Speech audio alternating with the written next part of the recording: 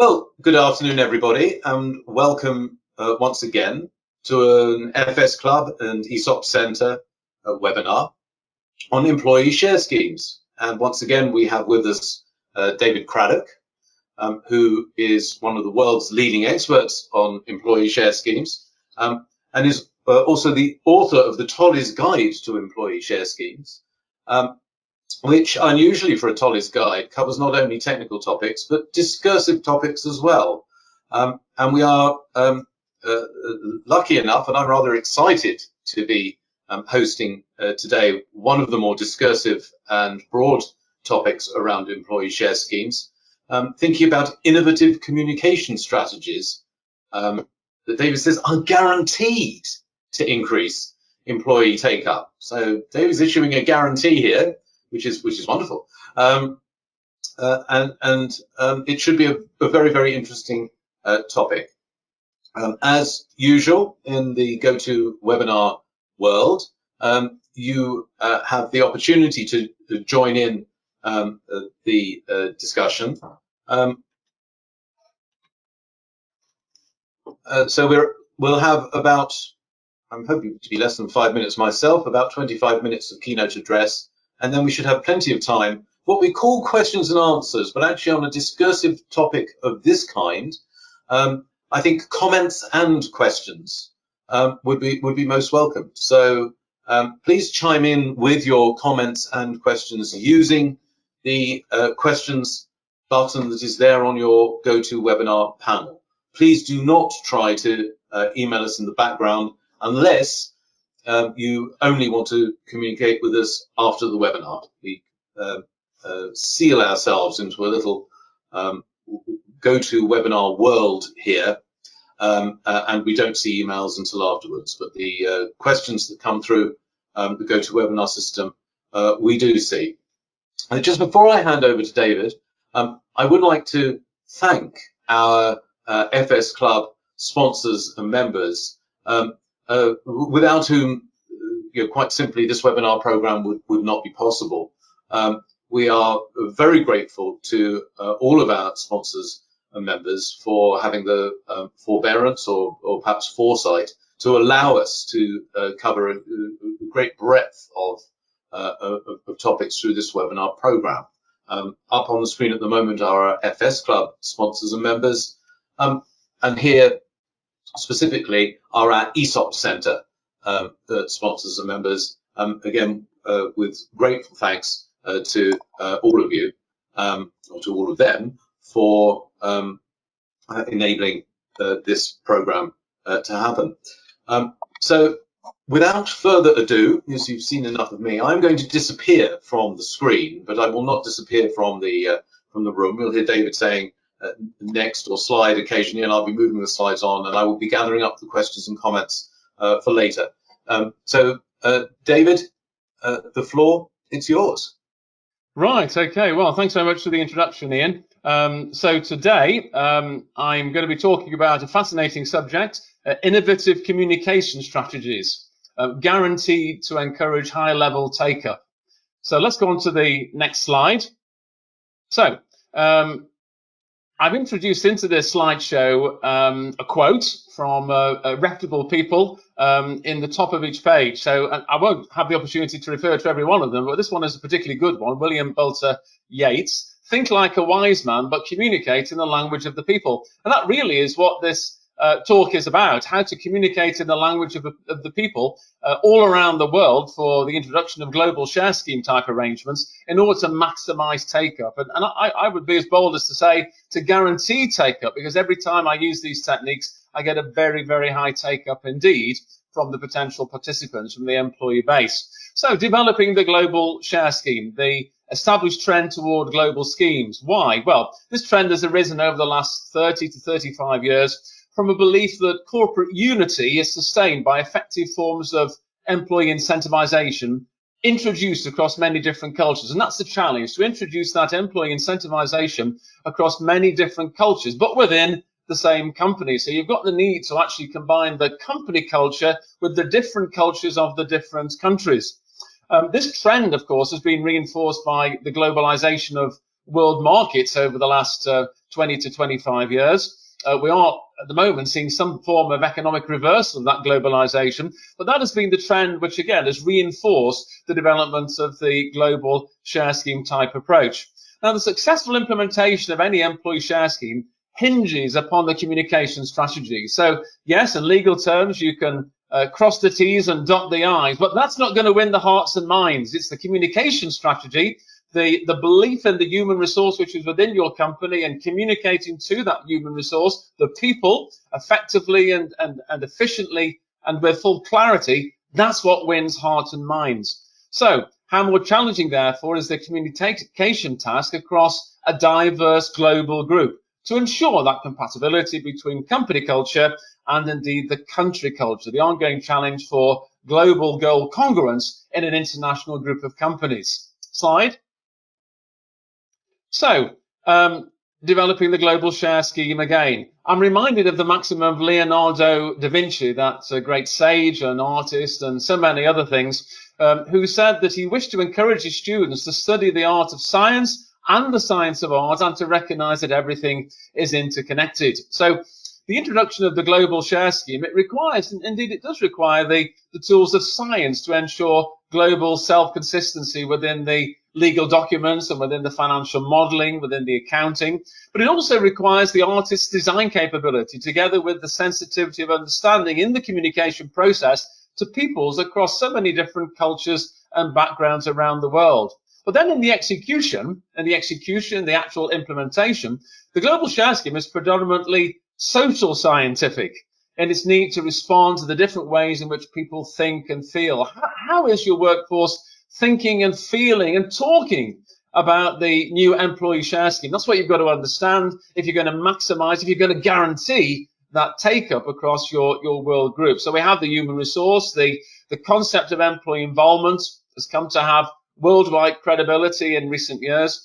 Nevertheless, there does remain this continuing need to assist and coach managers into attitudes and behaviors which are consistent with the belief that employee involvement has the capacity to both enhance industrial relations and increase business productivity.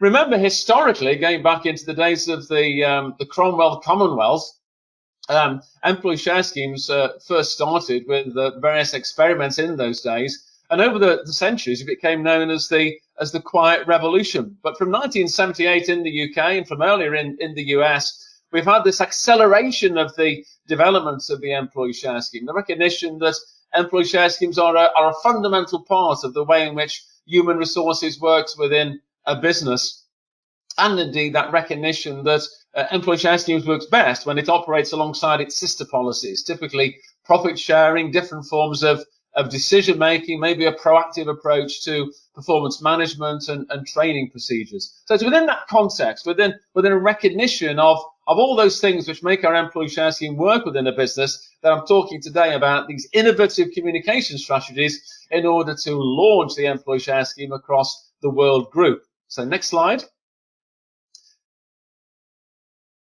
So let's just have a word on this particular point of management before we get into these innovative strategies. Why is authoritarian management so inefficient and ineffective?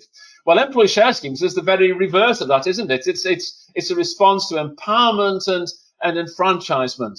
Let's just look at what's happening in the world of business and what has developed over the last 20, 25 years. The higher employee expectations of all peoples, that's a very common and recurrent theme, isn't it? Particularly within the Western world for better treatment from their managers, together with the drive for gender inequality, the recognition of men and women as equal in the workplace. We've seen also, of course, the growth of materialism increasingly since the days of the Second World War, which leads people to believe that they can have whatever they want, that everything was in their grasp, and they see the satisfaction of their wants as their economic and social right. We then, of course, have the expansion of global communications through travel and the hospitality sector, giving glimpses of other worlds, generating aspiration and expectation at all levels. And then just the way in which government has developed, particularly since the days of Reagan in the US and Thatcher in the UK, the less intrusive and less dictatorial nature of government, approach to government, that respects market economics rather than governmental engineering, and is expected to be mirrored in the management of businesses. So let's have a look at the business challenge. Within the context of what's happening in the world, those trends I've just identified, the business challenge is to reflect those social scientific trends in the management of the business environment, to appreciate that the business environment, the environment of your company, is part of the general people community environment that's happening for peoples all over the planet. So next slide. Right, so exporting the UK model. So it's into the social scientific and business context that the global share scheme emerges as the appropriate tool for the creation of the company environment worldwide. The US and the UK continue to encourage their traditions of employee share schemes, traditions that arise in the US from succession planning and long-term pension provision, and in the UK for shorter-term type incentives, although increasingly there's that move to understand the US objectives of succession planning and pension provision within the UK employee share schemes. We have the role of the tax reliefs, where available to offer tax base to bring the schemes to the attention of business managers and indeed all employees. And as with any export product, it's essential to refine the product to be suitable for the importing countries. And that's where our sensitized, innovative, progressive communication strategies become pivotal. We then need, of course, to restrict the international vision to a group of molecular structures, the scheme rules and the contracts, but that should not be the extent of our vision. Our vision should extend beyond that to the concept of involving people from different cultures throughout the whole world group. And the businesses expanded into overseas countries with that spirit of vision, and therefore we need to reflect the spirit with which businesses establish themselves in those different countries in the way in which we actually export our employee share schemes. So communication sensitivity by country. This is the subtle point, but this is a very, very key point that I want to share with you here, that the structure of the employee share scheme should be as similar as possible around the world, so that there's that unity of approach toward the employee share scheme. However, although the content of the communication will be similar, the delivery could be very, very different indeed, highly sensitized to the different audiences around the world. So to maximize employee understanding, this is the key recipe for success. The cultures in which the businesses operate must be understood through research which is internal to the country. Find out everything you possibly can about the culture of the country in which that business is operating. But what I then do is I apply what I call indices, and I've got an example of this as we move later into our presentation. I've developed indices that we can apply from an external basis to an understanding of how that internal company environment works. So the use of the cultural indices, we develop a cultural profile for a given country. That's understanding the culture in which that business operates, whether it's in New York or Tokyo or Johannesburg or London, wherever it might be, about an index, a rounded index on a scale of 1 to 5. Each index then scores, each index score indicates something important about the understanding of the country's predominant culture, which I'm going to explain to you in a few moments. The communication can then be refined accordingly to maximize the benefit from the introduction of the employee share scheme. And the outcome is a cultural profile for each country, which will then be interpreted in the light of the company profile and the objectives of the company in introducing the employee share scheme. I've got a little intermission here, but I'm not sure we've got time for that, but you'll have opportunity to refer to that when you request the slides. Let's go to the next slide. So the cultural indices, they are tools, that they are social scientific tools which enable us to understand the culture in which a given business within a given country is operating. So we have the emotional distance index. That measures the level of emotional distance between the managers and the people reporting to them. Do the people who report to the managers feel as though they've got an open relationship where they can say exactly what they think to the managers? So that would be a low emotional distance. We then have the individualism collectivist index. That measures the extent to which within a company there's a strong sense of individualism or a strong sense of collectivism. Individualism we might typically find, in countries that have been inhabited by immigrant populations from places like the UK and Holland and France and Germany. Collectivist type approaches we tend to find in the Latin countries, not just the Latin countries of Latin America, but also in Spain and Italy. We then got the gender index that measures the extent to which the traditional role of men and women will prevail in the community. The sign of a mature type environment is where you've got masculine characteristics and feminine characteristics operating within the environment, where there's a high level of tolerance. We've then got the risk index, which really speaks for itself, doesn't it? It measures the inclination of the culture to avoid uncertainty, and for people within that culture to accumulate around them benchmarks as points of certainty and inflexibility. The reverse of that, of course, is the extent to which they're prepared to take risk. And then we've got the timescale index. Do people in that environment, do they think long-term or do they think short-term? Slide. So I'm going to come on to an example of those indices, but I want to set the scene as to what I've found over the last 35 years or so, traveling around the years before COVID grounded me, talking to different groups in different companies and sharing the message of the employee share scheme. So what about immigrant communities? What are the particular points we need to bear in mind here? This is where cultures come together in one country. So, for example, I introduced an employee share scheme some years back in Canada, in Toronto. There was, I think there were 36 people in the room, and there were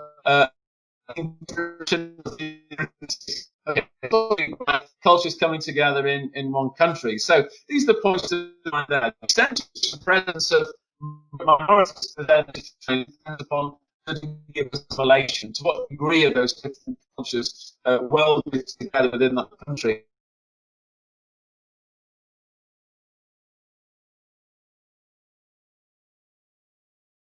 David, you've frozen again, and I'm wondering whether the way to do this is for you to turn off your camera and see if we've got enough bandwidth for you to talk through the slides without us seeing you for the rest of the webinar.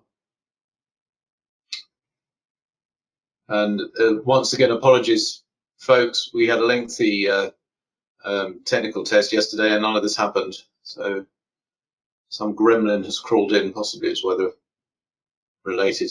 David's in the depths of the country in North Staffordshire, Cheshire borders, I believe. We're hoping that he will come back very, very shortly. David, come back to us. Speak to me. Hopefully somebody is getting a message to him in the background that we're not seeing or hearing what he's saying.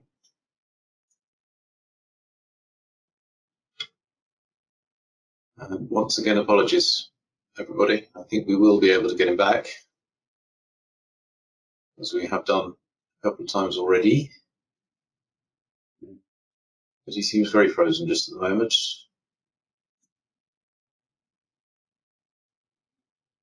He's gone. Hopefully when he comes back, we'll be able to hear him and see him. And I'm going to suggest that he talks without the camera, and then hopefully there's enough bandwidth to be able to complete the talk, because this is very interesting stuff. David? Can you hear me, David? Yes, I can, Ian, yeah. David, I suggest you switch off your camera and see if we can hold on to you talking only, because we've lost you 3 times now during this. Right, okay.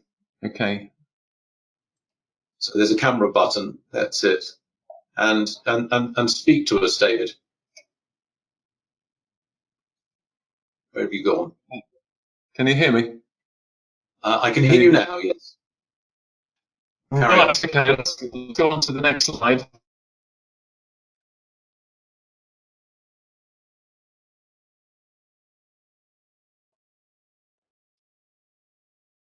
Let's go on to the next slide.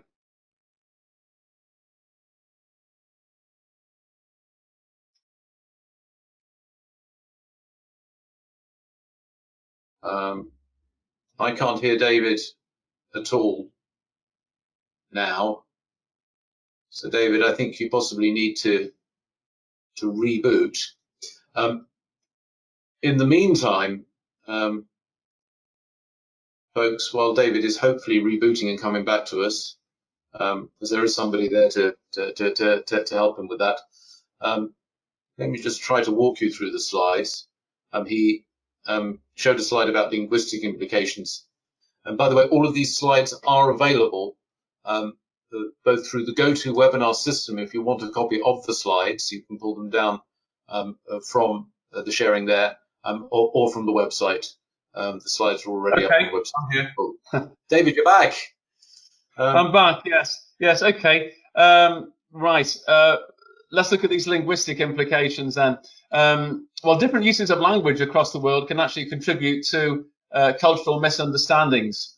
Choice of vocabulary is absolutely key. So the use of the word scheme in the US has a different meaning than it has in the UK. It often has connotations of the mafia, which clearly we don't want. So we use the word plan. And of course, most of the time we talk about plans in the UK as well. The word share and trust, they tend to have universal positive connotations. Use of powerful imagery. So if we're working with share, say maybe planting of seed, you know, as a seed represented in the monthly contributions. The division of a cake for a profit-sharing employee share scheme. Images of different ethnic backgrounds working together. And images pertaining to the company's products on a cross-cultural point of unity. China and Japan, we have to be very, very careful indeed there with particular sets of beliefs, and we never must use the word superstitions. That we have to respect it's their belief systems revolving around the use of numbers. So in Chinese communities, 4 might well connote death to a lot of people, while 8 connotes success.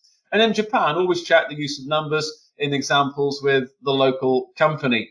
Ensure that interpreters understand the scheme, speak in detail with them before the communication, and ensure their buy-in to the scheme.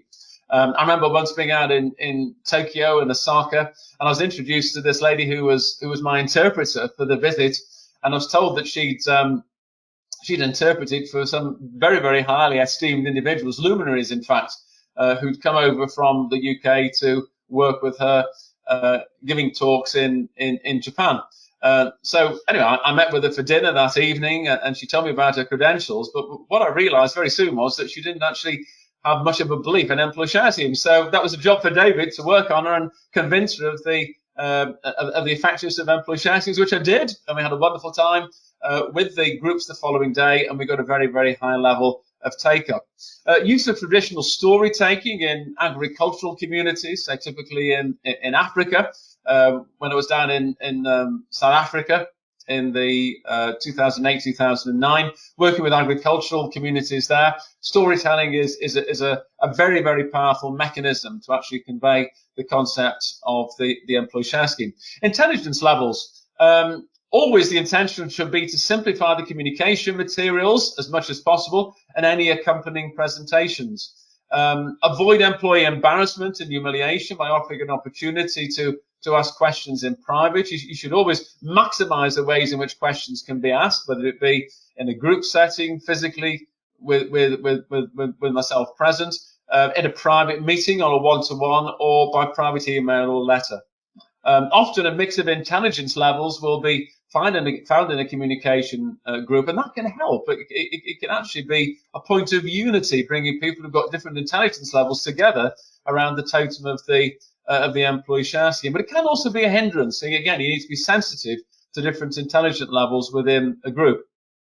And enhancing the meaning through enhancing the meaning of what you're seeking to convey in words through significant simplification, using symbols, illustrations, presentational aids. For example, when I was down in South Africa, working with the miners in South Africa who could neither read nor write, and in fact their signatures were crosses, which presented a number of challenges at the time. Remember, what is intelligence? Remember that intelligence can take on different forms. You can have intellectual intelligence, you can have emotional intelligence, you can have intuitive intelligence. The maximization of the benefits of the communication come from understanding that people's intelligences work in different ways. Let's go on to the next slide. This is the intermission. We've probably not really got time for that. So let's go on to the next slide. So collectivism versus individualism. Remember that that index I talked about, the relative strength of collectivism versus individualism. So in the 1980s, the 1990s, the 2000s, UK legislation has sought to encourage both individual wealth and collective social cohesion through the way in which it's developed the employee share schemes. Yes, it delivers individual wealth, but that's dependent upon teams working together within the group. That's one of the beauties of an employee share scheme. So you can use the employee share scheme to appeal to an individualist culture and also to appeal to a collectivist culture. But maybe where you're seeking to redress the balance, something which is collectivist making more individual, again, use the share scheme to do that, or even vice versa. Strong individualist countries tend to be former imperialist nations, UK and Netherlands, and countries with significant ambitious populations, the US, Australia and Canada come to mind. Let's go on to the next slide. So the gender factor, this is the balance between masculine and feminine characteristics. We're not really concerned here about the innate biology of man and woman, but with gender characteristics operating within the environment of the business, characteristics which are normally associated with masculinity, strength and power, but also characteristics which are traditionally associated with femininity, sensitivity, understanding, awareness. Let's go on to the next slide. So this is an example of the use of the cultural indices, and I've used here the USA as an example. Remember that the indices are not determined by the indigenous American peoples in that land. We're talking about a country that's a melting pot of migrant cultures. America is a country, but it's also a concept. It's people coming from all sorts of different environments to create a country of tolerance and understanding. So what's the overall relative position on the indices? Emotional distance index, very low. Yeah. Generally speaking, you'll find that people within the businesses feel that they can be very open with their managers, and the managers have often direct lines to their people for communication. Individualism, collectivism index, when individualism is very high. It's an environment where there's the desire to fulfill the American dream by individual. So individualism tends to predominate over collectivism. But in that environment, we can actually use the employee share scheme to balance that out, because clearly to deliver that individual wealth, team working and team productivity is of the essence. Gender index, midpoint, but with a competitive edge is how I've described that. And on the risk index, well, entrepreneurial risk in some communities, but very conservative in others. So again, a balance within the US on the risk index. And then on the timescale index, long-term visionary strategy with short-term steps is how I've described it. So a great emphasis on vision and strategy, and there are numerous books written about that by American authors, but also with the how-to, which is the short-term steps. Let's go to the next slide. So timescale orientation. This is something about the way in which people think long-term or short-term. So I've included this quote here, 1924, when asked about the effects of the French Revolution, Zhou Enlai of China replied, "It is too early to say." I remember being out in Hong Kong. Well, I was introducing an employee share scheme out in those in those countries, Hong Kong, Singapore, Thailand, Malaysia, in 1996, and this was during the last years of British rule in Hong Kong. And I was sitting with a group of potential share scheme participants, sharing about the scheme, and it had got a 3-year timescale. Yeah, and they remarked that 3 years was too long a term for the employee share scheme. Maybe they were thinking about the end of British colonial rule coming up the following year, but maybe it was characteristic of the way in which they think very short term to make their money fast in Hong Kong. So the timescale index, it's impacted by the perception of what constitutes long-term and short-term, clearly, but also the expected length of service of the employees, the cyclical nature of the business, the potential volatility of the country's political status and the state and the response to the world economy. Let's go to the next slide. So the summary position. General principles on the use of the cultural indices. Look, what I'm trying to show with you here is innovative, but I've been using it for the last 35 years, and it's enabled me to maximize the response across businesses of all sizes within all countries all over the world. Yeah, typically on a share save, I will get in excess of 55%, which is above average as to what is typically achieved. Where you're offering a scheme and there's no monetary involvement, then typically we get 100% every time. So it's the use of the cultural indices. It gives us a relative benchmarking comparing country with country based on national cultures. It's a management tool rather than absolute science. Recognize that, yeah. And therefore you need to interpret it with common sense and practical knowledge. So the application of the communication strategy in summary. Point 1, define the share scheme objectives. Point 2, research the national cultural environment of all the countries in which you're operating.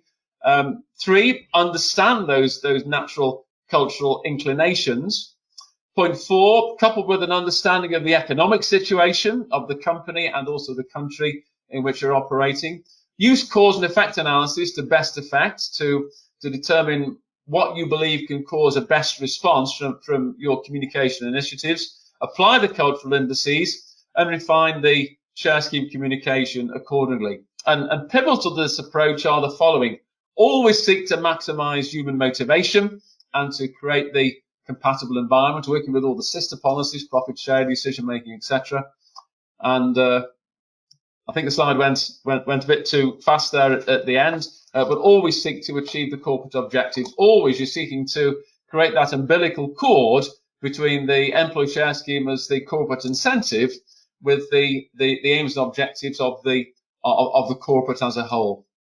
Okay, next slide is just saying that whatever help I can be to you really on your employee share scheme initiative, please let me know, and all best wishes to you within your business, whether it be on share schemes or anything else, and then a thank you slide at the end.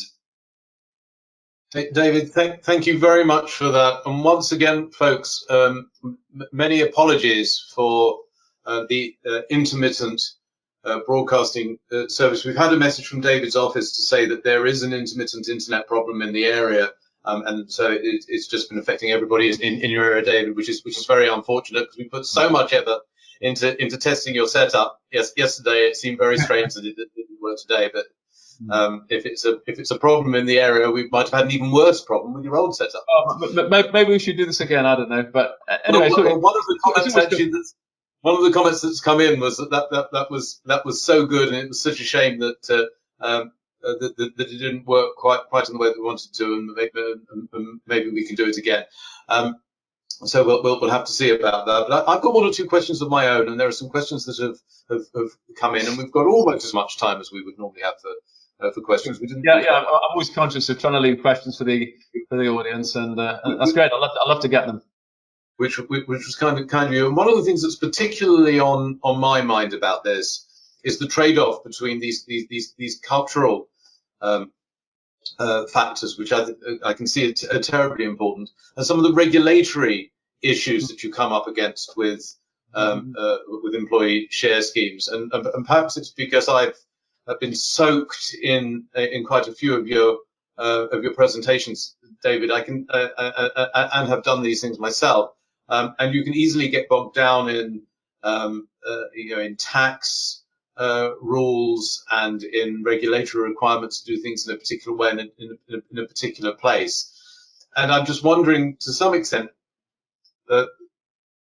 what is the cart and what is the horse with these things? Ideally, you would want the culture and the number of cultures that you need to cover to be the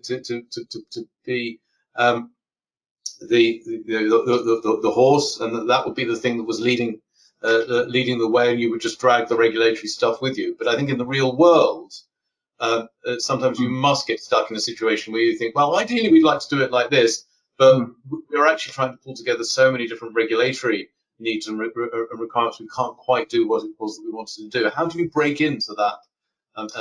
So I think the key on that, Ian, is to be disciplined. You've got to be seriously disciplined as to what you need to approach by way of regulation. And typically it falls into a set of categories. There's securities laws, tax laws, financial services laws, employment laws, data protection laws. If you're working with a trust, an employee share trust, then trust laws. So you've got to be disciplined to make sure that to coin the old phrase, all the ducks are in a row with regard to each of those regulatory aspects. Once you're confident that all that's in place, then you focus on the communication and the culture aspect. And I reiterate the point really from my very first slide, that what wins the hearts and minds and maximizes the take-up and therefore contributes to the productivity and profitability of the business, well, it's the communication process.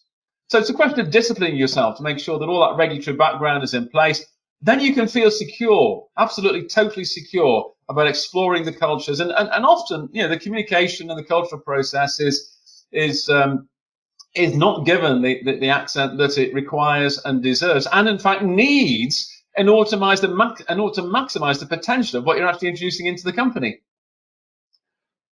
That leads very nicely to another thought that's been on my mind and has also come in the form of, I'm trying to consolidate 2 or 3 questions here, which is basically, do you ever end up at loggerheads with management over this sort of process, particularly as the management might be coming from lots of from different cultures? You're coming into this from an approach of trying to be as much as you possibly can to simplify it and be homogeneous and to present these things in a way that are going to work with a local culture. But I can imagine situations, and clearly some of the people who have been attending the webinar can imagine situations where that is going to put you at loggerheads, or at least have management challenging what you're putting to them. Is this part of your experience, or do you always have your own way? No, I think the recipe is to apply all the gut principles of consultation. And I remember when I started as a consultant years back, the advice that I was given was, first and foremost, listen to the client.